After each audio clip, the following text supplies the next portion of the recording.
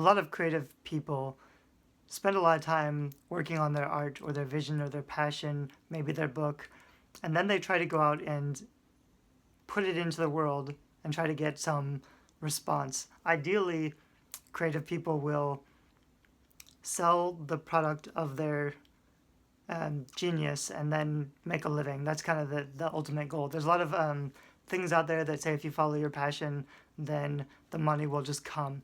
I don't believe that. I spent 10 years as a starving artist when I was younger, and I finally figured out that if you want to make a living, and even if you don't want to make a living, I think it's important to provide value to the world. A lot of writers or artists are focused on the creative process and they do what feels good to them. They believe in the inspiration, which means you don't exactly know what you're doing or where you're going. So it's always a process of discovery when you're making something new. That's a exciting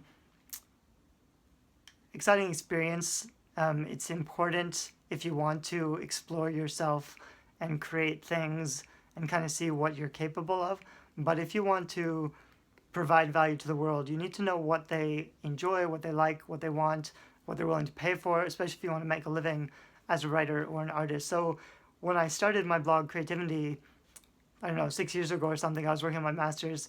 That's basically when I figured out I was tired of being a starving artist. I was tired of never having any money, having to sell my books, not knowing like when I could pay rent. And I began to focus more on what can I do that provides value? How can I help people? When you focus on providing value and helping people, it's a lot easier to make money or to make an income because when you provide value, you get value in return. A lot of people forget that in the famous book, Think and Grow Rich by Napoleon Hill, it wasn't just, a lot of people now think that you can just believe money will come to you and the money will just arrive and show up out of nowhere. But in Napoleon Hill's book, he's pretty clear that for the money to arrive, you need to be providing value of in equal measure. So if you need, $100,000 to arrive, you can't just believe it's going to come out of nowhere. You have to create $100,000 worth of value that people want. I think you can do that intentionally. I think if you're a creative person, you can use whatever skills you have to generate income. I make my money online. I've been working online for the last decade or so.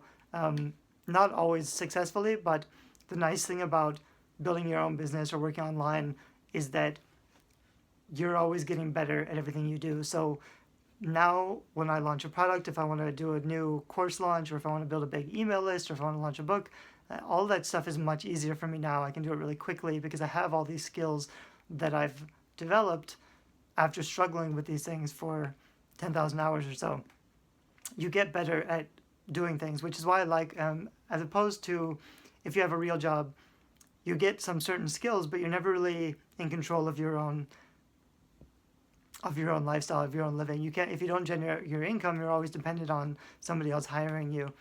And that makes it a little bit difficult to learn the type of skills that you need to succeed. I try to help authors and writers to figure out how to make things that people want and how to attract the right kind of audience who will be willing to pay for those things. It's not only about the product, it's also really about branding and positioning. But a lot of it is about getting visibility, getting coverage. I'm experimenting with a lot of things. I don't think I'm brilliant at business. I'm a lot too casual and open with a lot of the things that I work on. So I'm definitely, some people said recently that I was really good at sales, that I could sell wool to sheep, which I don't think is true. I've had a really hard time asking for money or getting people to pay for things. Not getting people, just asking, feeling confident enough in my services or my products to ask for money. Confidence really comes from experience. So with my book cover business, for example, I started at like 200 or 300 for a cover, and then every year or so I doubled it. Now I'm up to 1,500 a cover, just because I'm very confident in what I offer and the kind of value I can offer, and also because I built my business and my traffic and my platform. So it's easier to charge more money if you have leads coming in all the time. I have other businesses where I'm less confident, I'm kind of starting out, but the nice thing is because I have these skills, I can build things really quickly. So I hope this channel, if you follow my YouTube channel or my main blog, creativindie.com, I'll be sharing, I focus a lot on publishing because mostly I help authors publish books or do book marketing, and now I make my living off of my own books, my fiction and my nonfiction. So I talk a lot about publishing, but I'll also start to talk a lot more in 2017 about uh, other ways of building passive income assets. I've started doing courses and course launches. I know quite a bit about building a really big email list quickly and launching things. So that's something I'll be experimenting with in 2017. I did my first course launch last year. Now I kind of feel like it was a big struggle for me to get on video, to build a course, to do a lot of those things that I hadn't done before. Now I feel like I've gotten to the point where I understand how it works and I can do it a lot easier and a lot faster. So I'll be doing a lot of courses in 2017, a lot of free video series. I'm really going to focus on building up my YouTube channel and getting to 1 million hits. So if you want to subscribe on YouTube or track me down on creativindie.com, those are mainly the things that I'll be talking about. I'll be talking also more about, I have a book in the works about building an online business in 24 hours or less, which is basically just before you spend a lot of time trying to build something, you really need to focus on, do you have an offer that anybody wants? And you can think of that offer and position it in the right way and put up a landing page very quickly and find out if anybody's actually willing to pay for it. But also, I have a book that'll be paid to create, which is more focused on people who are doing art or writing or more of the creative stuff that's not exactly business, but they need to learn business if they want to build their platform enough that they can sell their work easily. I think a lot of artists and authors struggle with the process of selling their work after they finish with it. Finishing the work is a huge challenge in itself. That's something else I don't know that I'll probably talk about a little bit more. I haven't talked very much about the creative process of art or literature because I think the finances and the money side and the building the business side is a lot more interesting for me, and that's what a lot of authors need help with.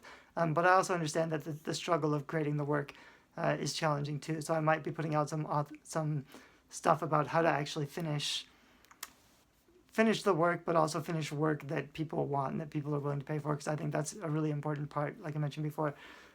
Anyway, I'm Derek Murphy. You can follow along as I explore some things this year. My big new goals, I don't know if you heard, but previously I wanted to buy a castle to use as a writing retreat.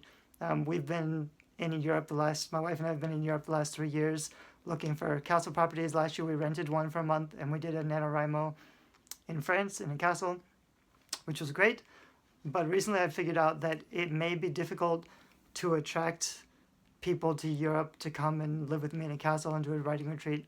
So now I'm also interested in buying some property in Oregon and building a summer camp for creatives, or it basically be like a writing retreat or a co-working camp or a digital nomad community. There's a lot of interesting things I could do with my own space, with my own property. So that's something I'm really excited about. That might happen this year. We'll kind of see how things go. I found a cabin that I love. I'm looking at a couple 20-acre properties that could be developed. And the plan would be, I'd have 10 cabins or so, and we'd do sort of summer camp for adults, but I would actually help you to finish the work or build your business, or it wouldn't just be like, on the one hand, it would be definitely getting out into nature and having a sense of community and connection. On the other hand, we would really focus on doing the work so that you could build something that provides value and start earning a living from it. So those are some of the things that I'm going to be working on this year. I also, like I said, I'm going to publish 10 novels this year and get my income from writing up a lot. So by the end of this year, I should be in a pretty good place. I'm kind of starting out. I switched from active income last year. I was making quite a bit of money with like book cover design, but now I am trying to stop so I can focus on my own writing. So my income went down recently, but now it's starting to go back up as I finish more passive income products. So that switch from active income to passive income is another interesting thing I might talk more about in the future. Thanks. Bye-bye.